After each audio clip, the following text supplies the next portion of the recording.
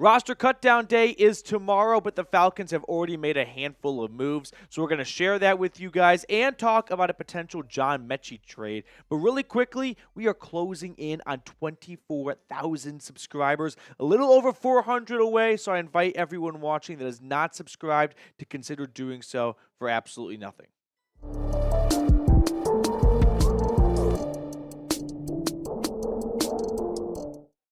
The Falcons have begun trimming their roster. They got to get it down to 53 players by 4 p.m. Eastern on Tuesday, and so they moved down from 13 players before Tuesday's cutdown day, or Tuesday's cutdown time. So here are the roster cuts they have made so far.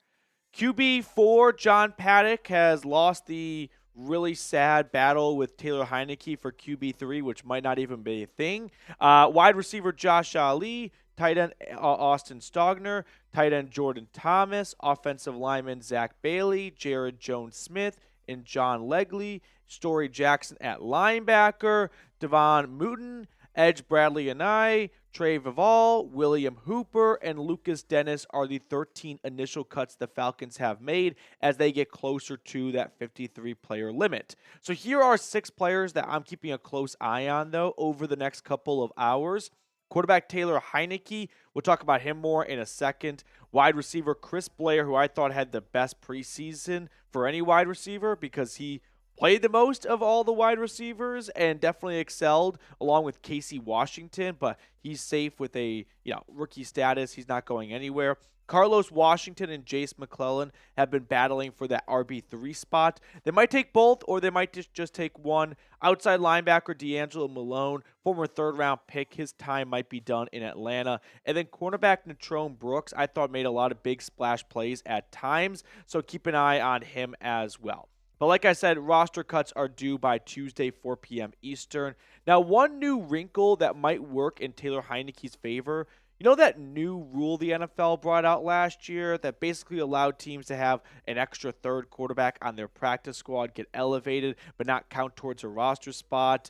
Well, that's gone now. So if teams want a third quarterback, they're going to have to either place him on their 53-man roster or place him on the practice squad, and they can elevate him, but they can only do it 3 times before they either have to put him on their roster or outright release him. So that might actually create a job for Taylor Heinicke, who was 20 for 44 in the preseason for a little over 200 yards and no touchdowns. So not really encouraging play by Heinicke, but we got to wait and see if he makes the roster, although this new rule change with Kirk Cousins coming off an Achilles injury, Michael Penix being a rookie, maybe Atlanta decides it would be best if we had a third veteran quarterback. Now, next up on the show, we're going to talk about a potential John Metchie trade as the Houston Texans' former second-round pick and Alabama stud is reportedly available for a trade. But first, I want to tell everyone watching about our friends over at Factor. Football is almost here, which means fall is going to follow shortly after, and you should fuel up with that with Factor's no prep, no mess meals. I don't know about you guys, but I tend to eat a little bit like a pig on football Sundays, which isn't great for my health, but you can make up for that by having awesome, healthy Factor meals Monday through Saturday. Factor has dietitian-approved and ready-to-eat meals in just 2 minutes. So no matter how busy you are, you'll always have time to enjoy nutritious, great-tasting meals. Make today the day you kickstart a new healthy routine. I don't know what you're waiting for. With 35 different meals and more than 60 add-ons to choose from, every week you'll have new flavors to explore. Plus, if you're trying to improve your wellness like I am, you can crush those goals with dietitian-approved meals and ingredients that you can trust. Head to factormeals.com/FalconsChat50 and use code FalconsChat50 to get 50% off your first box plus 20% off your next month.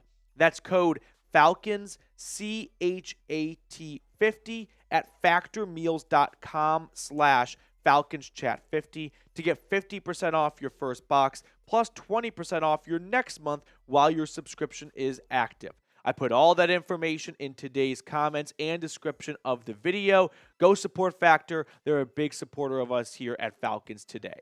Now let's talk about the John Metchie trade rumors. As Jordan Schultz tweeted out today, sources, multiple teams have reached out to the Texans to see if wide receiver John Metchie would be available in trade due to the plethora of receivers on their roster.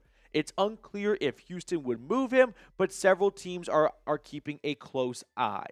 So let's give some background on Metchie for a moment here. He was a second-round draft pick out of Alabama. If you're a big SEC fan like I am, then you know how dominant he was for the Crimson Tide. He did miss entire rookie season for very unfortunate circumstances. He was diagnosed with leukemia. He has since then made a full recovery to my knowledge. He was on the practice field all summer long for Houston. He was in their preseason, so I don't believe there is much more concern regarding his illness.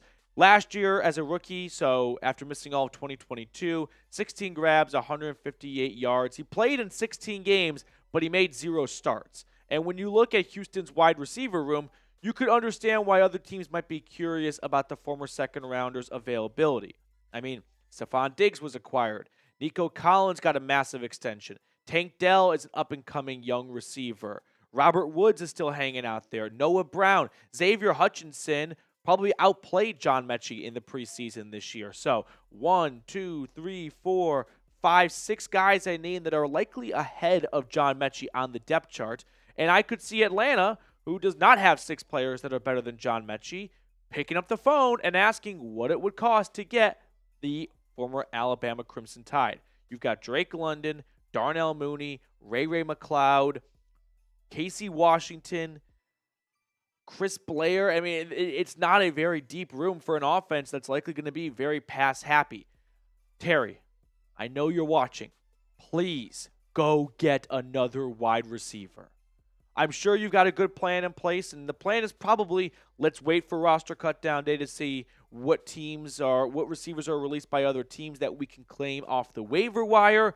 But do not let this kind of fall out of your to-do list for the next 2 days. You've got to get another wide receiver. Why? Because you already addressed this when you acknowledged it. By losing Rondale Moore, you signed Jakeem Grant, who has since retired. There has been no replacement made for Rondale Moore. The replacement was Jakeem Grant, who is no longer on the team, so you are still searching for another wide receiver. Nothing has changed since you lost Rondale Moore. You're still in need of another wideout. Go get one.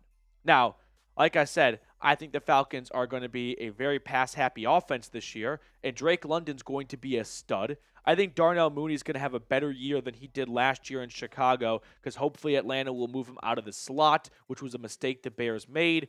Ray McLeod is currently in line for wide receiver 3. He had 12 grabs for 135 yards last season. He has been a special teamer for most of his career over a wide receiver. So here's my trade idea for the Texans. I know he was a second-round draft pick, but the beauty of draft picks is you have him on a cheap contract for 4, maybe 5 years. Well, when John Metchie's already played a couple of seasons, he does not have that long runway of a rookie contract. So I'm willing to offer the Texans a 5th-round draft pick for Metchie and a 6. It's a day 3 pick swap that moves Houston up around. They get something for a guy that's going to be wide receiver 6 on their roster. For Atlanta, they bring in a former second-round draft pick that, not that he needs like a change of scenery, but clearly he just wasn't excelling in Houston and he was falling down the depth chart. We're in Atlanta with more reps and more significance with his role in the roster. He could really flourish. So I think this is a great deal for both ends. Let me know what you think, though. Should Atlanta trade for John Metchie? Give me a yes or a no in the comments section. I think they should. I think it's a no-doubter. I want to wrap up the video by showing some love to the Dirty Birds Club, a couple of viewers that have sent in a $100 super chat during our watch parties. Jose Santana, Ken Ballard, Trey1222. Big shout out to you 3 for really going above and beyond to support the channel. Cannot appreciate and thank you guys enough. So Jose, Ken, and Trey, 3 members of the Dirty Birds Club. If you want to get shout outs for the entire 2024 season, come hang out with us week 1 during our Falcons Steelers watch party, and a $100 super chat will land you on this list to get shout outs all year long. That's going to do it for us on today's episode. If you enjoyed it, consider subscribing, give us a like, a comment, all that good stuff, and I'll catch up with you all later.